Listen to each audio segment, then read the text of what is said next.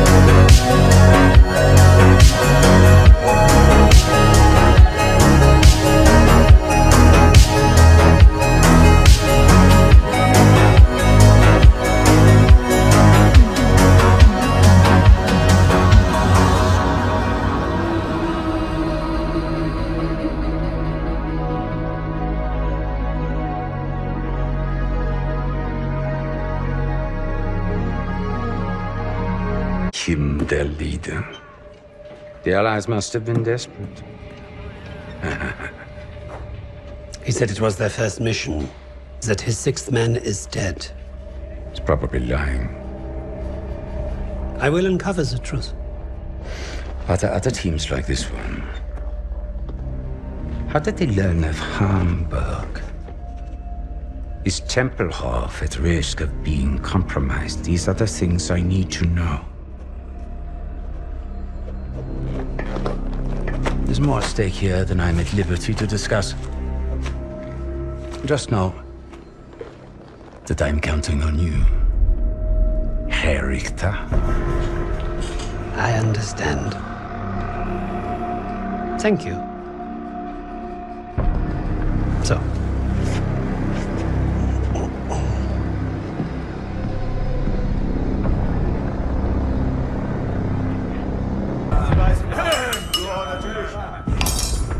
I've just received word. We have safe passage from Berlin. 3 years we have waited for this moment. Many good men were lost. Rommel, Steiner, Hitzel. But I promised you, Project Phoenix would succeed. Hitler has paid for his weakness. And now history will remember him as we do. A failure and a coward. The Red Army is nearly upon us. And Berlin is burning. But from the ashes shall rise our vision for something greater. To the Fourth Reich.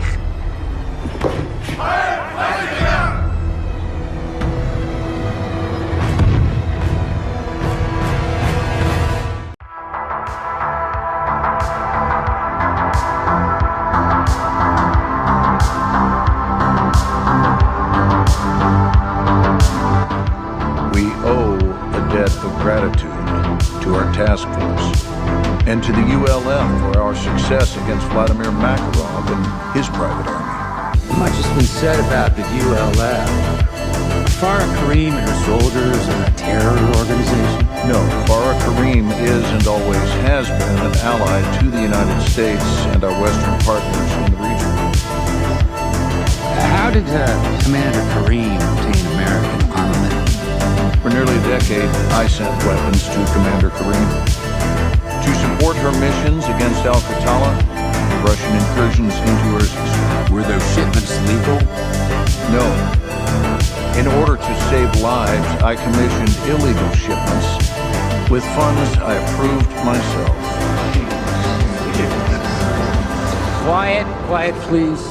General Shepard, in October of 2022, did you authorize Shadow Company to fire on the task force under your command in Las Almas, Mexico? No, I did not. Mr. Gray, were you given orders to use lethal force against TF-141?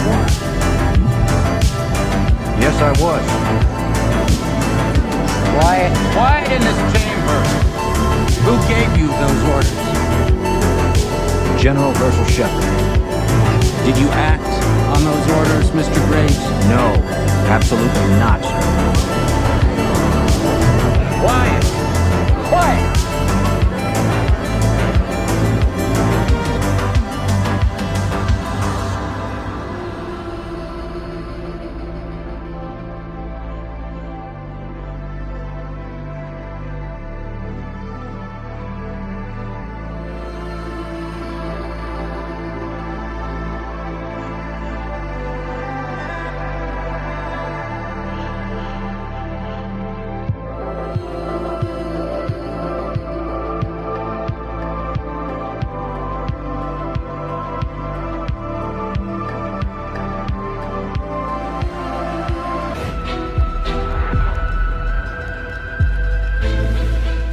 In 1945, a Polish lab technician discovered pieces of paper floating in a toilet at Bonn University.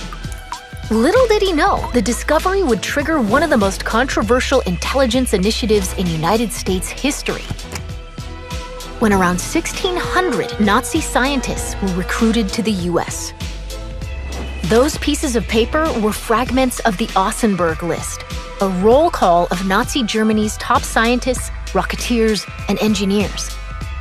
Nazi leaders aimed to identify and reassign them from the battle to the laboratory in the desperate hope of turning the tide of the war.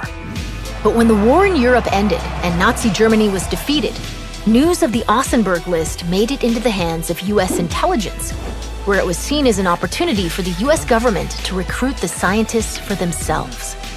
At the end of the war, and with the approval of President Harry S. Truman, Operation Paperclip commenced in 1945. It was so secret, even the Justice Department's Nazi hunters, whose job it was to track down Nazis for criminal prosecution, didn't know of its existence. Between 1945 and 1959, around 1,600 Nazi scientists were recruited as part of the operation. Many had previously served as high-ranking Nazi officials, including infamous aerospace engineer Wernher von Braun, creator of the Third Reich's deadly V-2 rockets, weapons used to bomb London, England during the war.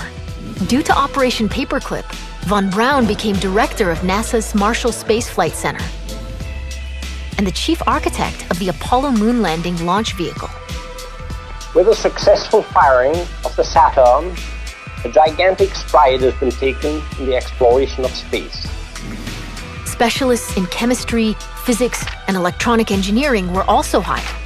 The roughly 1,600 scientists and their $10 billion in technical and intellectual secrets that included patents and industrial processes were considered intellectual reparations and a part of Germany's war reparations. Details of the covert operation finally came to light in 1958 when Time magazine ran a story on Wernher von Braun. Yet despite the publicity, no paperclip recruits were ever charged or held accountable for their war crimes. And many went on to live happy, successful lives as US citizens. What can happen when ethical lines are challenged or crossed by the government?